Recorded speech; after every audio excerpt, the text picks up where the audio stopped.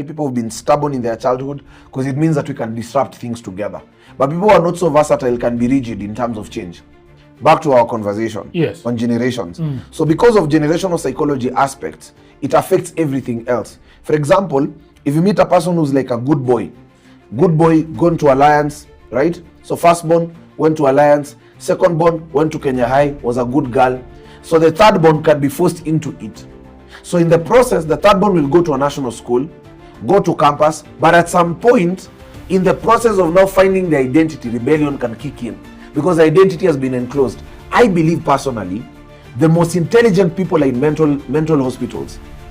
The people who are supposed to be most powerful in this country in prisons. But because either their personality was enclosed from childhood, by the time it came out in a way that was not the best. Because it was enclosed for too long. That's why you realize that it's good to allow children to do certain things. For example, there's another research that was done. Someone did a whole research about playing, how playgrounds influence the identity of children. And they came up with this conclusion that one of the reasons why most innovations happen in the past than modern day innovations is because in the past people used to play naturally.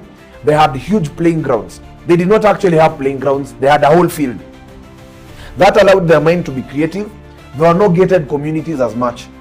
So people would go up to the neighbor. You could go and play 3 kilometers away from your home, and your parent is not worried because there are no thieves who are stealing children. People are not being kidnapped. Now that also influenced their curiosity. But because nowadays you find that there's a gated community, a child is just playing on a small piece of grass like this room. That's their playing ground, and they're only playing football, and they're playing with their sister.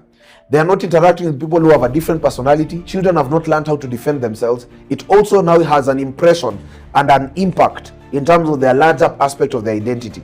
And also the parent is only going to work and coming back home and maybe going to church. And not so many parents might be going to religious or social spaces, right? By the time they also come back home, they have a lean perspective of how the world looks like. They also pass it to their children. So imagine this case scenario. A child is only playing with their sister or their brother, and maybe, worst case scenario, their neighbor, maybe 2 houses away. And then at the same time, they're only going to school and coming back. In school, they're also not versatile because there's no much time in terms of playing, because everyone is enclosed, everyone is guarded. And you find that because of the insecurity that is happening, even in terms of the church spaces, the children do not have an authentic aspect of interaction. What does it do? It begins to affect their communication in future and how they present themselves. That's why people in interview rooms talk the same way.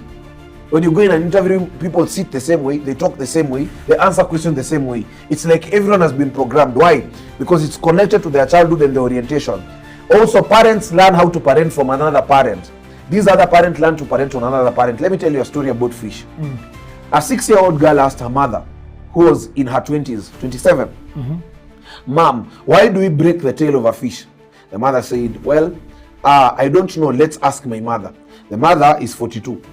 So they asked the mother, why do we break the tail of a fish? The mother says, well, I don't also know. I got you when I was very young. So I did not also spend a lot of time with my mother to ask her some of these questions. So this mother is 42. The mother is in her 60s.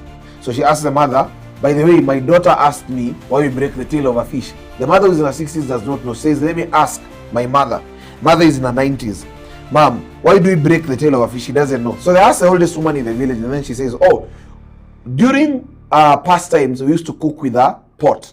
So you have to break the tail of a fish for the fish to fit in. But now, 100 years later, they are still breaking the tail of a fish. What I'm trying to say is that there are things that worked in the past because of the orientation of the times. The orientation in terms of education, in terms of culture, in terms of perspectives. But if parents keep on using a generic method of parenting, there is a likelihood that there are certain levels of identity that might not be unlocked. That's why in Kenya, we don't produce kids who are very good footballers. Apart from the systemic issues, many parents have not been oriented to raise a child who is a good footballer. So we create a structure for a child who is a doctor. For a child, the structure that worked for a child who is a doctor, we put it for a child who is a footballer. Because a child who is a footballer, you can't expect them to come home at 6. Because if they are to play football and play very well, most of the time you'll find that sometimes they can play in the evening. For example, you might also realize that even the education system, how it's created, the PE lessons used to be once a week. So a child who is a footballer is already disadvantaged. So the education system has disadvantaged them. At home, the toys that they are bought for Every person assumes that all children like cars, but it's a lie. There are boys who don't love cars. It's also assumed that every boy loves football, but not every boy loves football. There are kids who maybe what they like is more of research. There are kids who are artistic. So you realize that there is a certain caliber of people you've not been able to produce in Africa and in Kenya, specifically, not because we lack the talent, but because of the parenting structure and the parenting model has hindered a lot. Show me a podcast for children in Kenya. A child who is running a proper podcast. It's not there. Why? Because the children who are supposed to be talking, they are called noisemakers, they are beaten. So they cannot be podcasters. You understand? The children who are supposed to be MCs cannot be MCs. So there is a structure that we've created deliberately to kill certain gifts without our knowledge. You know, people think that the only thing that is killing people is drugs, alcohol, and sexual immorality. But in my opinion, parenting is one of the greatest weapons that has killed many destinies. And in a very silent and a very soft way. Because, you know, it's not negative things that only kill people. Sometimes it's the lack of doing great things that can also kill people. The lack of doing great things, by this I mean, sometimes the method of discipline that is administered in children can kill their confidence, can kill their identity without your knowledge. So while you think that hurting a child is only beating them up to the point they bleed, sometimes you can hurt a child and they bleed in terms of their heart, and you'll not see blood coming and oozing out of them, but at the same time their identity has been affected on a bigger scale. That's why you're talking about your childhood is you. Yeah. That your first 13 years in your life, they form you as a person. Whether you know it or you don't. The first 13 years, that's why psychologists call it the formative years, the formative stages. It takes a lot to unlearn. That's why even the Bible, Psalms 11:3 says, if the foundations are shaken, what will the righteous do? By these, childhood is your foundational aspect.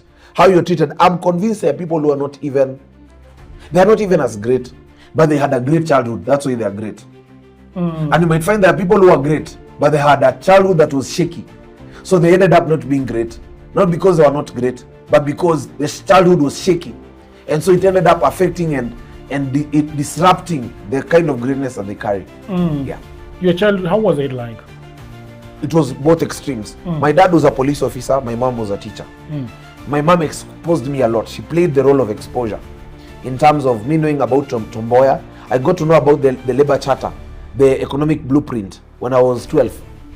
You know, my mom would carry history notes back at home. She would talk about Oginga Odinga. She would talk about the Kapenguria 6. I knew about the Devon Shah White Paper of 1923. I knew a lot of perspectives about Africa.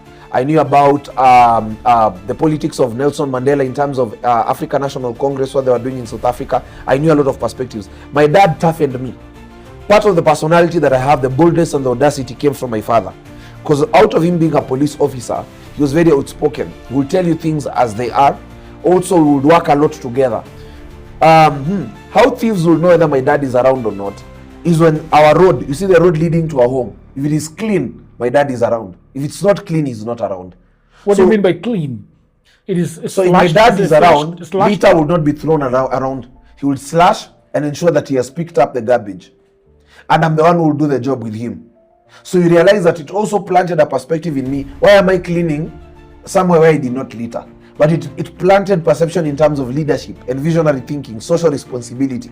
That to the level where today now I'm running the community-based organization, the perspective came in childhood. That I don't have to clean a place because I'm the one who messed it up.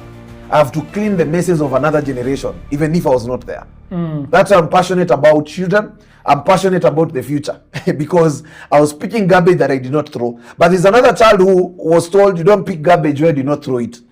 So I can say my dad played a very powerful role in terms of inculcating values of social responsibility, values of also me and the quote unquote the houseboy used to sleep in the same place.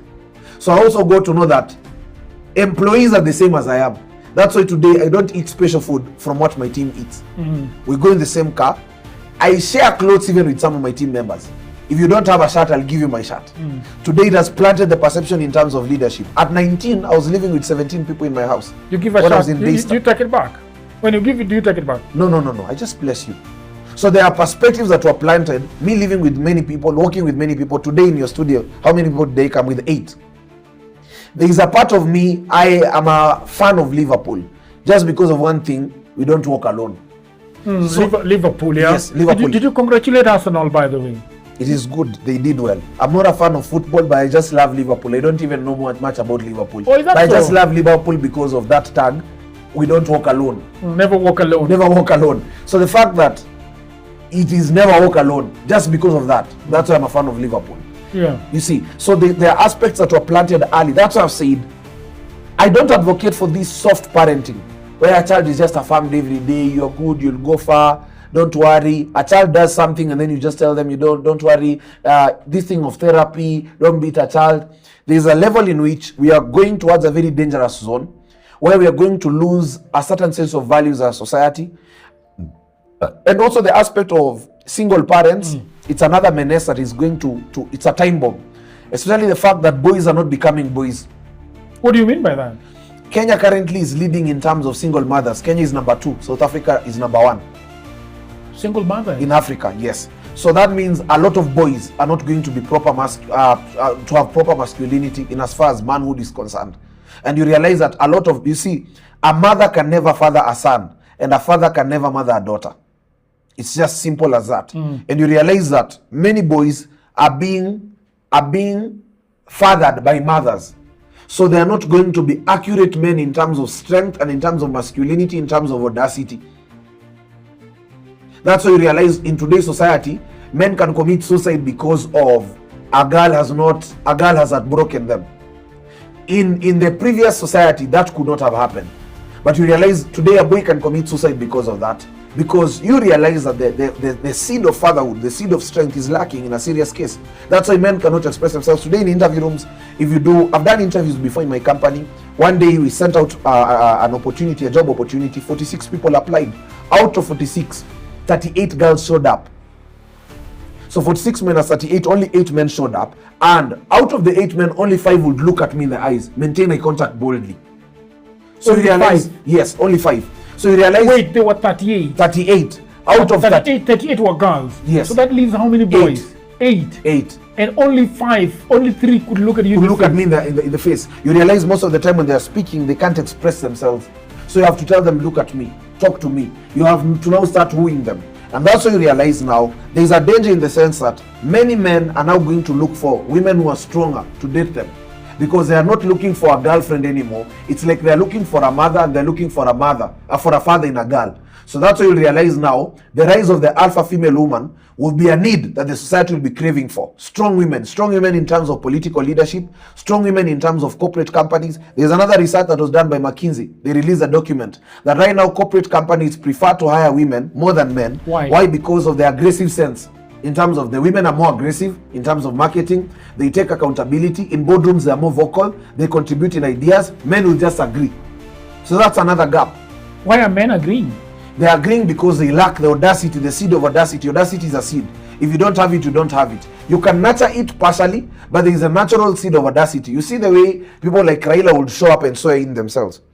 That seed is lacking slowly, even in terms of our political circles. It's the reason why very few politicians can even face the president and tell him no. Very few politicians. Why? It's because the seed of audacity is lacking as time goes by. There are certain things that are lacking slowly by slowly. Why? Because audacity is a seed. In the Bible, there are 2 times where men were killed. During the times of Jesus and during the times of Moses. It was not about killing men. It was about the seed of audacity. Because audacity is a seed. It can be killed early or it can be nurtured. And it cannot be nurtured without. It's only nurtured from a place of presence, whether that seed is there. For example, a mango can only be a mango if the seed of a mango is present. There are certain plants you can't find in Kenya because you don't have the seed and our soil cannot be able to grow that seed. So the same thing applies to the aspect of masculinity.